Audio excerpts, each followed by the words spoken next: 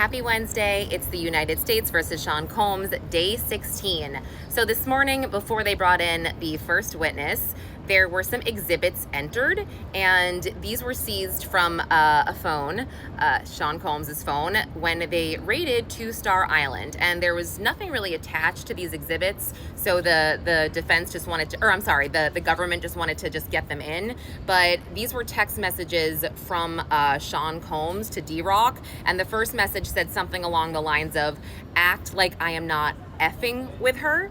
And we were assuming that he was talking about Cassie. And then D-Rock texted him something like, "I told everyone a fight broke out at the club. She won't tell nobody. I'll call you later." So we were shown that, and then the first witness was brought in, Frank Piazza, a forensic video expert.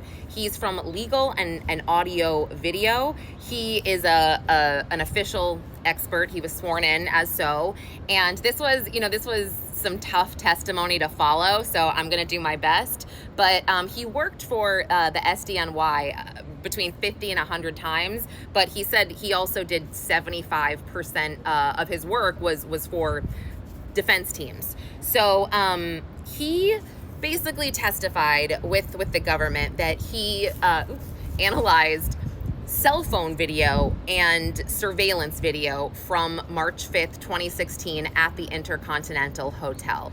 So half of the video that we've seen kind of shown chronologically has been on a cell phone, which is, I'm assuming, from Israel Flores, the one security guard, and then the surveillance cameras that are, in the corners on the ceilings of the hotel.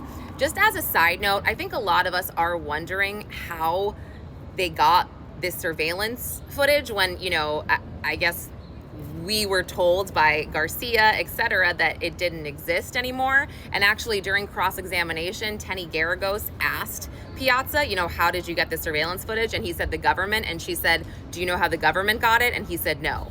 So just, pointing that out. So again, essentially, he was testifying that yes, certain frames,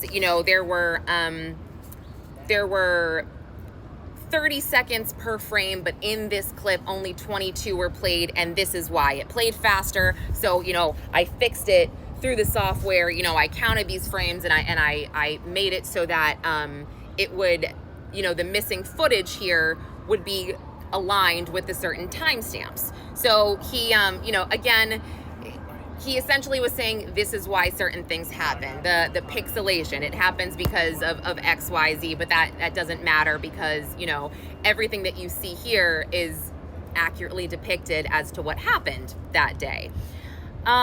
He also said, what did he say? He said there was no issues at all with the cell phone footage. That was fine. He did say that there were some issues with the surveillance, which is why he kind of was talking about, why certain things jump, why they're blurred, the motion activation by the surveillance footage, and this is, this is why certain times the timestamps might have been skipped, and then they had him just point out certain things that were happening in the video footage, just what's happening here. And I think that was for the government to have an expert like Frank Piazza, who's dressed up in a suit, say, this is where the male in the video is kicking the female in the video. This is where the male is dragging the female in the video. And they pointed out all the different angles. Like there was an angle in the lobby of the elevator, but then there was another angle that we saw in the hallway that was leading up to their room. And so the government also said, we had him place these black spaces or just black, a black screen where there were places that the video was skipping, basically. So like, if there was a timestamp that said, 11:13, the next time we saw Diddy or Cassie, it was like 11:17, they would put a black space there so we would know that it wasn't like zoom, zoom, zoom happening all at once. Yeah, sorry. I hope you guys are following this because believe me, I was like, am I getting all this? So when Tenny Garagos did the cross-examination, that was more about her indicating that the motion activator, and she wanted to elicit this from Frank Piazza, like for example, that the motion activation wasn't necessarily working at all times, which is why certain things looked faster. For example, Diddy was holding a bag at one point, and I think it was Cassie's bag after he took it, and in a very split second, the bag dropped, you know, so we didn't actually see him put the bag on the ground. The next frame we saw was like the bag on the ground. So she just wanted to point that out, like, you know, well, because, and Piazza said, well, because he, you know, he wasn't moving and he was kind of in the corner, it just skipped, you know, that's why this is happening. So again, pointing out that maybe things had a bit of a 5-second difference here, you know, and she also wanted to point out that during cross that when Cassie first came out of the hotel, there was like a 2-minute difference from when Diddy was walking back to the room with a phone or something like that. And I think that when a lot of us saw the initial video, it appeared to be faster. She wanted to point that out. Let me make sure I'm getting all of that. She also, you know, Tenny made sure to point out another point in time where Israel Flores, the security guard who came up, he appeared to be smiling and like laughing with Diddy. So Tenny was like, oh, the security guard's smiling and laughing. And I think that was the defense's way of maybe just in the moment minimizing the situation. Yeah, I mean, that was it. Again, defense wanted to point out different camera angles cause different places to skip, and this is why. But then during the redirect, the government just said, yeah, timestamps aside, does this video depict accurately what happened? And Piazza said yes. So that was that. I think a lot of us were like, "Ooh, glad that's over," because that was kind of like that was tough to follow. But I get the overall reason that he was up there, etc. So okay, the next witness was Briana Bongolan, and we just started her direct testimony. Now Bongolan, excuse me, she is friends with Cassie. She testified they're still friends. She's a graphic designer. She's a marketing creative director, and she first met Cassie in 2013 or 2014, I believe. Let me just check my notes. Yes, while she was working at a fashion company, and then they first kind of became friends when she was working at another company, Young and Reckless, and you know, she and Cassie collabed on some designs.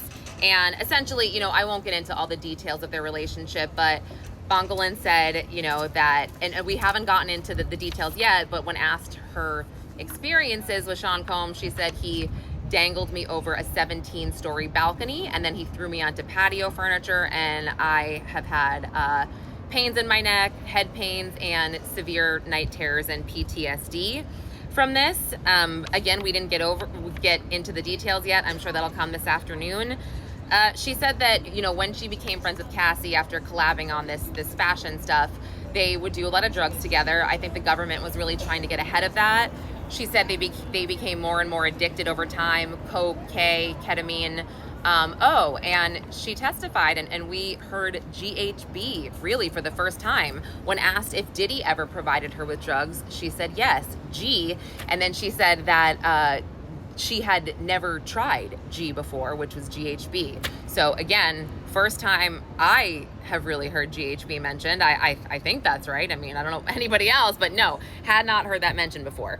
But she also did testify, I think, again, the government was trying to get ahead of this, that she had also provided drugs to Cassie. She had previously sold drugs to other people, not often, and she does have immunity. And she appeared very nervous on the stand. She said she was scared of Puff, and I believed her. She did seem like she was genuinely scared. She talked about how she would sleep over at Cassie's. Diddy came over in the middle of the night one time, banging on the door. He threw a knife at Cassie. They were in close proximity, and she said that Cassie threw a knife back. She described a shopping trip where she was out with Cassie in 2016, and they hadn't told Diddy where they were going. They got their nails done, did some things, and Cassie showed her a text about, and Diddy listed all the places they had been that morning, and she said she was like, whoa. That's kind of weird. He knows exactly where you were and you didn't tell him. And then the last thing that she talked about before the lunch break was another incident in 2016 where, and I want to make sure I'm saying this correctly, where they were in Malibu at Diddy's place. They were, you know, taking pictures with another photographer, she and Cassie, just for fun. And she said that Diddy came out and got in her face and said, "I'm the devil and I could kill you." And she describes being terrified. But she said she was actually extra terrified because she was on drugs. So, yeah, more later.